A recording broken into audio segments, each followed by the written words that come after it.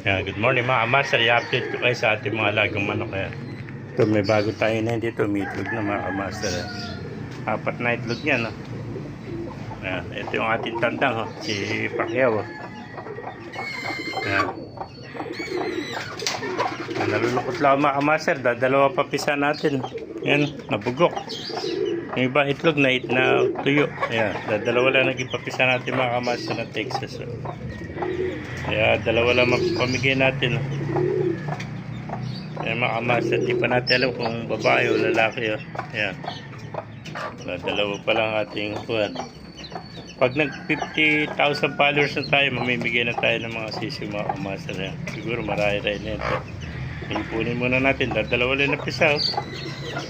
Ayan na. Ito yung kuwan. Malimim natin, nagkakabasag. Ayan, ala pa napipisa. Kaya hindi mapisa ito, nabasa kasi. Nabasa kasi, nabasag binabag ng tandang. Ayan. Ay, mga master, wawalo to. 10 ito, wawalo na lang. Kasi yung bago natin nabili, 4 na itlog. Ay, mga master, updated ang manok natin. Ano? Ano kaya ito? Pares kayong lalaki ito. Hindi pa natin makita ang gender pa ito. Palagay ko isa nila lalaki, isang lalaki, isang babae. Palagay ko maliit yung isa. Sana pares lalaki. Ayan. Ngayon, nakakalungkot mga kamaster. Dalawa lang na pisa. Ito si Pacquiao. Ayan, kinuha natin ng kapares ulit. No, hindi nalulungkot. Pacquiao, kumusta? Pacquiao, kumusta na ikaw? Pacquiao. Sagot. Pacquiao, kumusta ka na? Ito yung bago nating nakuha hinahinit. Yan, umiitlog na yung mga kamaster.